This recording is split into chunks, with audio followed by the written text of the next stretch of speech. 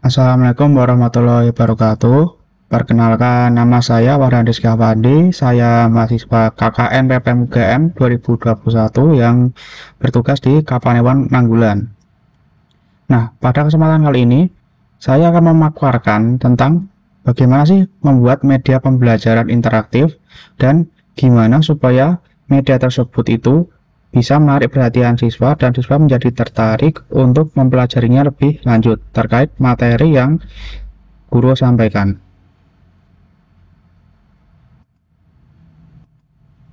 Nah, apa sih pembelajaran interaktif itu?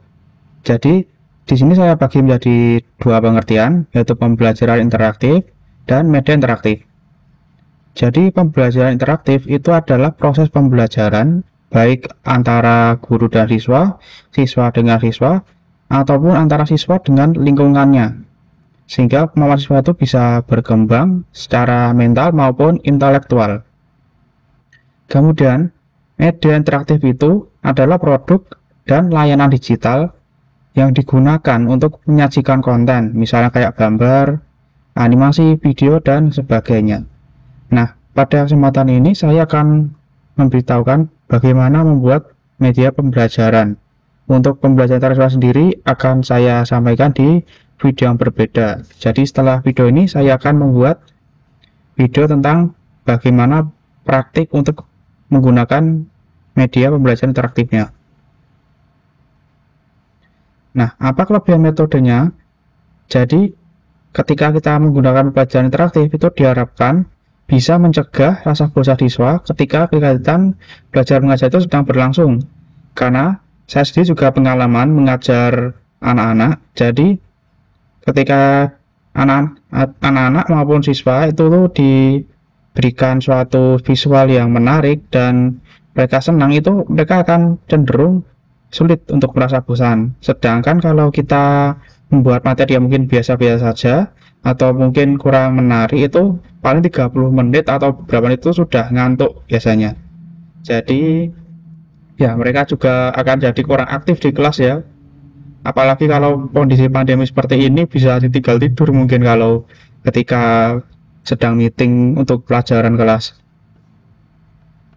Terus juga kalau kita menggunakan metode pembelajaran interaktif itu bisa meningkatkan rasa hormat siswa terhadap guru. Seperti kita tahu kan kalau di sekolah biasanya kita kenal dengan sebutan guru favorit. Nah, kalau kita membuat suatu pembelajaran yang menarik, maka guru itu akan senang. Maka guru itu akan menjadi dikenal oleh siswa-siswanya dan jadi guru favorit. Nah, biasanya guru favorit itu guru yang bisa membuat siswanya itu merasa nyaman ketika pembelajaran, siswanya senang, bisa bertanya, dan aktif. Nah, makanya dengan metode pembelajaran interaktif ini bisa mendukung kemampuan guru dan meningkatkan rasa hormat siswa terhadap guru. Nah, media pembelajaran interaktif itu apakah sulit untuk dipelajari? Nah, itu juga tergantung dari kitanya sendiri ya. Ya, mohon maaf mungkin yang guru-guru yang mungkin agak sepuh itu mungkin memang lumayan sulit, tapi coba kita lihat dari sudut pandang lebih luas lagi. Kebanyakan kita merasa kesulitan itu bukan karena kita tidak bisa, tapi karena kita belum mencoba. Jadi belum mencoba untuk membuat atau menggunakan media pembelajaran interaktif tersebut. Dan juga kalau semisal kita mau mencoba itu kadang kita merasa takut untuk bertanya atau ya seperti bingung gitulah, mungkin jadi itulah, jadi terasa sulit. Nah, makanya kita mungkin harus berpikir kalau kita pelajari dulu media interaktif ini, kita coba buat dan kita baru buat kesimpulan apakah terasa sulit atau tidak. Nah, media pembelajaran interaktif itu ada berbagai macam. Di sini ada Microsoft PowerPoint, ada Canva, ada Kahoot, Prezi, dan Adobe Premiere. Kenapa kok ada PowerPoint? Ya, jelas karena memang PowerPoint itu adalah media pembelajaran interaktif. Lebih tepatnya salah satunya. Mungkin memang udah sering digunakan sehingga mungkin udah biasa gitu ya. Tapi PowerPoint ini sendiri, kalau kita bisa mengembangkannya, bisa membuat desain slide yang baik, menarik, dan nyaman dipandang oleh siswa, itu bisa meningkatkan keaktifan siswa, dan siswa jadi merasa bahwa materi itu memang menarik dan bisa untuk dieksplor lebih jauh lagi. Kemudian kenapa kok ada Adobe Premiere?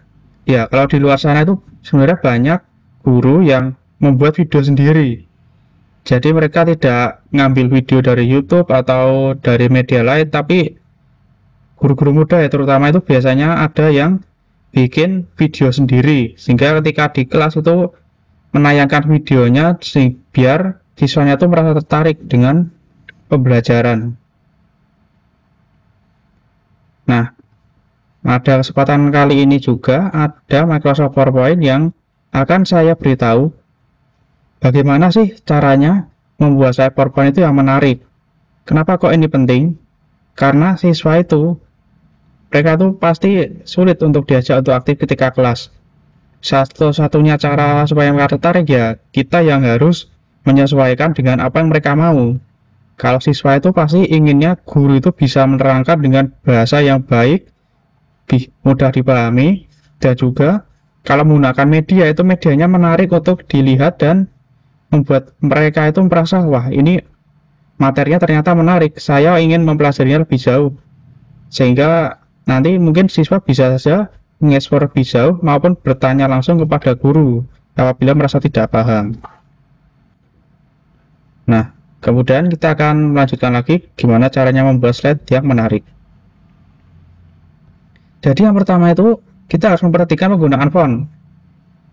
Jadi kalau kita mau menggunakan font yang mungkin lebih menarik ya daripada yang defaultnya PowerPoint, itu bisa. Tapi kalau bisa, font itu jangan terlalu artistik, misalkan seperti font tulisan tangan yang sulit atau mungkin bahkan kode-kode atau semacam simbol-simbol, itu dihindari saja. Ya tidak masalah menggunakan font yang artistik, misalkan untuk pelajaran yang mungkin mengandung kesenian seperti misalkan SBK atau mungkin komputer, itu juga bisa ya menggunakan font-font yang mungkin kelihatan artistik sehingga bisa menarik perhatian siswa. Tapi utamakan untuk memilih font yang mudah untuk dibaca dan nyaman untuk dipandang. Jadi tidak masalah kita bikin font yang artistik, tapi usahakan untuk mudah dibaca. Bahkan saya sendiri lebih menyarankan menggunakan font yang biasa saja, tapi tidak dengan defaultnya PowerPoint. Kalau PowerPoint itu defaultnya menggunakan Calibri. Nah, kita bisa memilih font lain yang mungkin lebih menarik, tapi dengan syarat font itu mudah dibaca dan nyaman buat dipandang mata. Terus juga ukuran fontnya itu harus kita perhatikan. Jangan sampai fontnya itu terlalu besar sehingga memenuhi layar, dan juga jangan terlalu kecil sehingga banyak ruang kosong, atau terlalu banyak bagian yang sebenarnya masih bisa diisi lagi.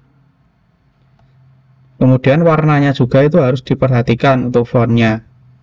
Kita tidak boleh bikin warna yang mungkin mirip dengan backgroundnya atau sulit untuk dibaca. Misalkan kita pakai font warna merah, itu kan tidak nyaman dibaca untuk mata ya, jadi saya sarankan jangan digunakan.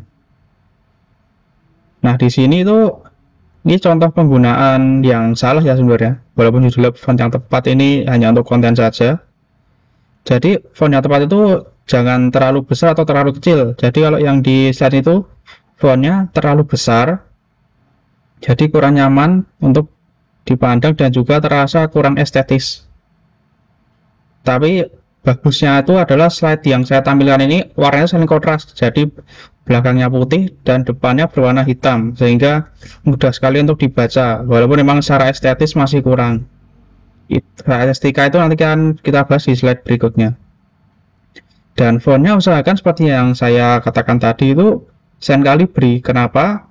Biar siswa itu merasa wah ini ada suatu inovasi atau merasa ini ada sesuatu yang berbeda. Mungkin memang nggak disadari ya fontnya beda, tapi kita secara tidak sadar pasti tahu oh ini fontnya berbeda, walaupun kita tidak bahas ataupun tidak tahu nama fontnya itu apa ya. Tebal tipis font itu juga harus diperhatikan. Jadi kalau kita bikin judul itu sebenarnya tidak harus kita dibikin bold, tidak harus tebal.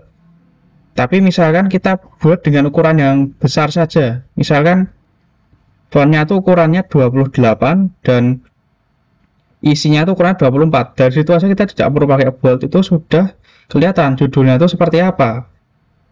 Jadi bold itu tidak harus selalu dipakai ya. Kalau kita pakai bold mungkin estetikanya sedikit menurun, bisa jadi. Tergantung juga dari bagaimana kita mendesain slide tersebut. Nah, ini ada contoh penggunaan font yang tepat. Jadi judulnya tab di atas, dia tidak menggunakan bold, dan isinya itu fontnya lebih kecil. Kenapa kok lebih kecil?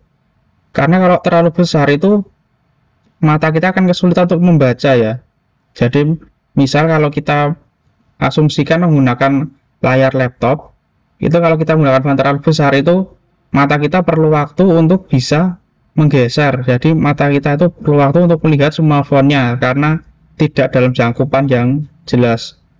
Tapi kalau fontnya dibuat pas, tidak terlalu besar atau terlalu kecil, itu nyaman sekali untuk dipandang mata, sehingga kita lihat satu arah saja itu sudah kelihatan semua bagian tulisannya dalam satu slide itu. Terus juga latar belakang atau background. Nah, penggunaan background yang tepat itu harus sesuai dengan konteks materinya. Jadi kalau bisa jangan menggunakan background yang asal abstrak atau satu warna atau background yang mungkin kurang nyambung dengan konteksnya. Misalkan di slide ini, karena saya nggak ada suatu materi tertentu ya, saya buat abu-abu gelap dan tulisannya putih. Nah, ini salah satu contoh desain yang simpel ya, kalau semisal memang tidak ada ilustrasi yang sesuai dengan apa yang disampaikan oleh yang mematerikan atau gurunya. Tapi ilustrasi materi itu juga bisa menjadi suatu background. Jadi semisal kita bingung menggunakan background apa, ilustrasinya saja digunakan sebagai background. Dan juga perpaduan warnanya itu harus yang nyaman. Jadi tidak kita menggunakan warna yang mati, misalkan keluarnya gelap semua atau terang semua, itu kurang nyaman untuk dipandang. Dan warna font sama backgroundnya itu harus kontras, harus sangat kontras. Kecuali kalau kita menggunakan suatu kotak tertentu biar fontnya itu kelihatan lebih jelas. Nah, ini contohnya. Jadi misalkan sini saya mensimulasikan suatu pelajaran biologi tentang sel. Nah, itu bisa saja ilustrasinya saya buat sebagai background seperti berikut ini. Jadi di sini ada gambar selnya di belakang, dan di depan di bagian kiri sini itu ada penjelasan materinya. Misalkan nanti ada penjelasannya materi gitu ya. Ini saya menggunakan tulisan yang sama dengan tadi, hanya untuk ilustrasi saja.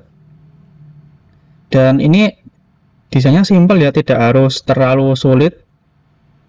Jadi cuman diberi kotak seperti ini saja, diberikan judul dan isi aja, dan backgroundnya nanti tinggal pakai ilustrasi dari materinya.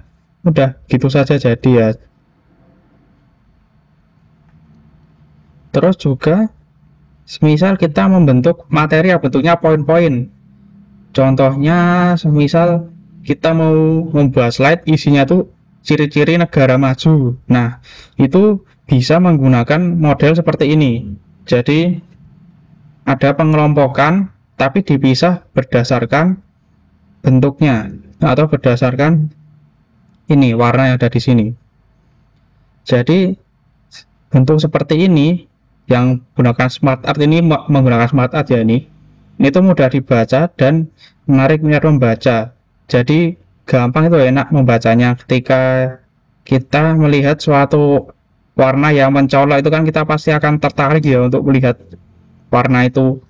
Nah, daripada kita menggunakan bentuk poin-poin seperti 1, 2, 3 atau ABC, model bentuk seperti ini tuh lebih mudah untuk dibaca dan lebih mudah untuk dipahami. Dan bentuknya itu nggak harus 3D ya. Jadi kalau membuat bentuk seperti ini, malah saya sarankan tidak usah 3D saja, karena untuk PowerPoint itu kan tujuannya untuk membuat sesuatu paham, bukan untuk murni estetika ya. Tapi estetika juga penting, tapi lebih baik kalau siswanya juga bisa paham. Nah, implementasinya sendiri itu bisa menggunakan Smart Art.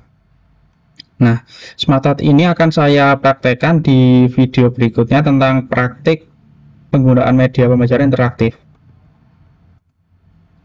Nah, ini adalah contoh desainnya yang mudah. Jadi cuman benar-benar kotak gini aja, cuma dengan satu warna, dengan judul dan deskripsinya sebelah kiri. Ya, memang ini mungkin terkesan simple, tapi ketika kita melihat secara tidak langsung kita tahu ini itu adalah suatu desain yang kita tuh mudah untuk membaca, mudah untuk dilihat, tapi tetap mengutamakan estetika. Jadi estetikanya tetap terasa. Hanya saja kesederhanaan dan kemudahan itu juga penting. Jadi biar dari sisi guru itu tidak perlu membuat desain yang terlalu sulit, jadi nggak perlu waktu lama, dan siswanya sendiri itu lebih mudah membaca karena sederhana. Kalau desainnya terlalu rumit itu justru akan membuat pembacanya sulit memahami materi yang ada di slide tersebut. Ini juga ada lagi contohnya, ini mirip seperti yang sel tadi ya, hanya saja saya kecilkan ukuran kotaknya, dan ini gambarnya perangkat-perangkat elektronik di elektro ya. Nah, ini contohnya desain yang mudah seperti ini. Garis di atas kotak ini tidak harus dipakai ya, ini hanya estetika saja. Bila mungkin agak sulit ya menentukan posisi yang tepat untuk garis ini, ya udah bikin aja kotak seperti ini, terus diberi judul atau tulisan seperti ini aja. Jadi tidak perlu suatu desain yang rumit, utamakanlah kesederhanaan dan kemudahannya, sehingga dari sisi guru dan siswa itu sama-sama enak. Gurunya gampang buatnya dan siswa juga gampang buat membacanya. Nah, ini juga ada lagi, ini malah lebih simpel lagi. Ini benar-benar cuman kotak aja digambar di sebelah kiri ini, kemudian sebelah kanannya pakai gambar, terus di atas dikasih garis biru. Garis biru ini sebenarnya tidak harus, tapi ini untuk estetika saja ya. Tapi desain seperti ini memang lebih mudah untuk dibaca daripada kita menggunakan kotak-kotak yang mungkin berada di tengah atau kotak di pinggir. Biasanya kalau saya melihat ya PowerPoint guru itu masih banyak yang bentuknya itu kotaknya di tengah, kemudian ada tulisan yang terlalu besar dan warnanya juga kurang tepat. Nah, itu sebaiknya dihindari yang seperti itu ya. Jadi lebih baik kalau kita menggunakan kotak yang seperti ini, jadi tidak menghalangi ilustrasinya, dan juga judulnya itu lebih mudah untuk dibaca. Dan seperti yang saya bilang tadi, tulisannya itu pas saja. Ini saya kira-kira ini tulisannya hanya sekitar 20 sampai 24. Tidak perlu terlalu besar sampai 28 atau 32. Itu untuk judul tidak masalah, tapi untuk isi itu terlalu besar. Sehingga kalau kita mau melihat itu harus memutar bola mata ya, tidak bisa sekali lihat satu arah itu langsung kelihatan semua. Kemudian kita juga bisa menggunakan media video itu untuk menarik minat pembaca atau siswanya. Jadi kita bisa nyari video di YouTube atau mungkin di media lain. Itu tujuannya untuk apa? Tujuannya itu untuk implementasi suatu rumus, bisa juga untuk implementasi kata-kata, hukum atau peraturan dan sebagainya.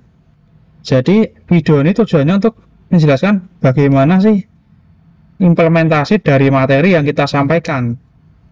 Jadi biar siswa itu lebih paham ya, karena ini benar-benar menarik, terutama untuk siswa.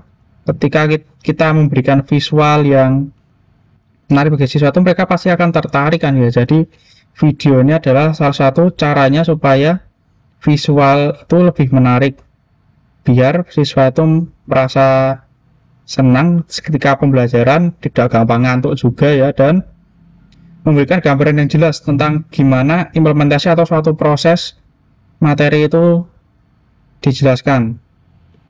Atau bisa juga video itu hanya sekedar memberikan ilmu tambahan, biar siswa itu tertarik untuk mempelajarinya lebih lanjut, itu juga bisa.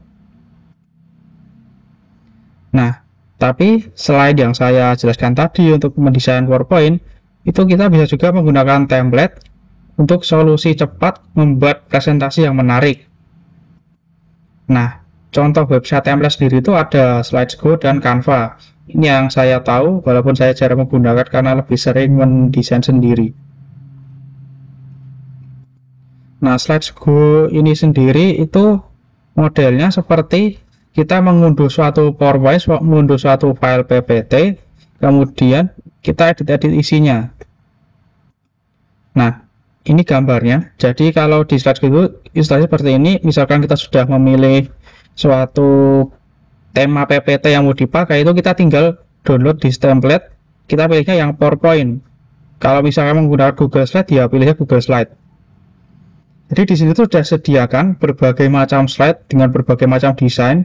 Itu kita benar-benar tinggal mengedit teksnya saja atau menambahkan gambar, tidak perlu membuat desain-desain lagi. Kemudian ada juga Canva. Canva ini sedikit berbeda.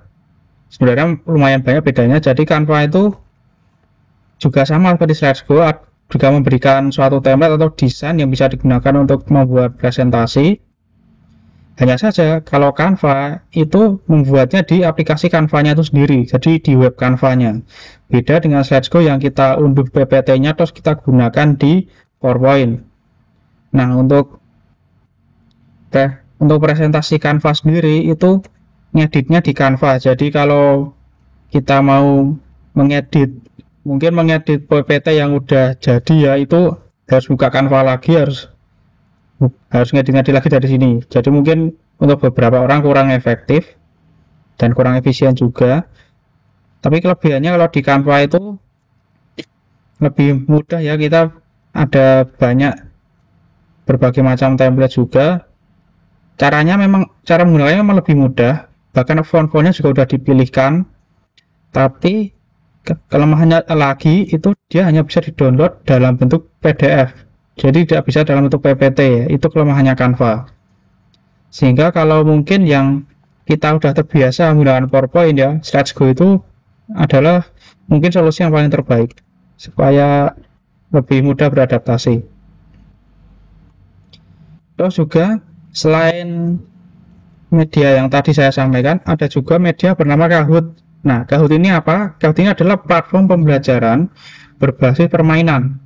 Jadi ketika kita menggunakan Kahoot, itu guru bisa membuat misalkan suatu kuis.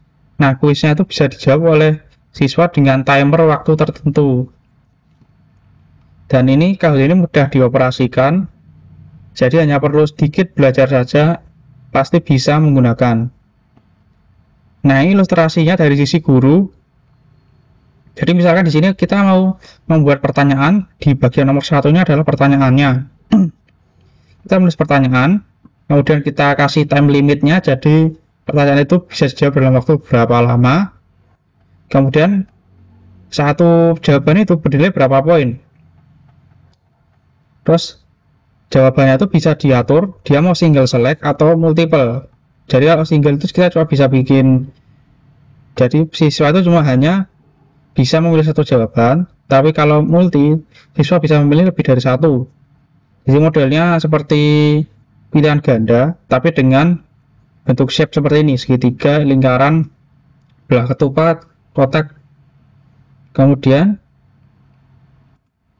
nah ini kalau dari sisi siswanya sendiri, itu nanti akan melihat di layar seperti ini. Jadi Kahoot itu kan kita membuat model permainan. Jadi seperti yang ini tadi kan, ini ilustrasi untuk membuat pertanyaannya dan juga untuk membuat jawabannya. Nah, di sini itu tampilannya ketika kita tampilkan ke siswa. Jadi kalau kita menampilkan ke siswa mungkin bisa lewat aplikasi meeting Zoom atau Google Meet, bisa juga ketika di kelas menggunakan proyektor. Tapi itu ketika tidak pandemi ya. Nah, bisa menggunakan Kahoot ini. Nah, siswanya sendiri cara menjawabnya bagaimana? Caranya itu menggunakan smartphone. Jadi bisa dengan membuka web kahoot.it atau bisa juga dengan mendownload aplikasi Kahoot-nya di Play Store ataupun App Store. Jadi siswa itu nanti tampilannya seperti ini. Ada bentuk segitiga, belah ketupat, lingkaran, kotak. Kemudian di sini ada nama siswanya, ada poinnya berapa. Nah, nanti tuh modelnya siswa itu mendapatkan pin. Jadi guru itu nanti akan memiliki pin untuk pertanyaan yang akan disampaikan. Jadi ada semacam game ID itulah. Jadi permainannya terdiri dari banyak pertanyaan. Nah, nanti ada pinnya. Pinnya itu diberikan ke siswa sehingga siswa itu bisa menjawab pertanyaan tersebut. Nah, Kahoot ini sendiri itu juga akan saya praktekkan lebih jelasnya di video berikutnya tentang praktik pembelajaran media interaktif. Nah, mungkin hanya itu saja yang mau saya sampaikan untuk pertemuan kali ini. Apabila ada yang mau bertanya, bisa bertanya lewat grup WA atau bisa juga dengan memberikan komentar di bawah video ini. Pasti akan saya jawab dalam waktu paling lama itu 24 jam, jadi akan saya jawab jika ada pertanyaan.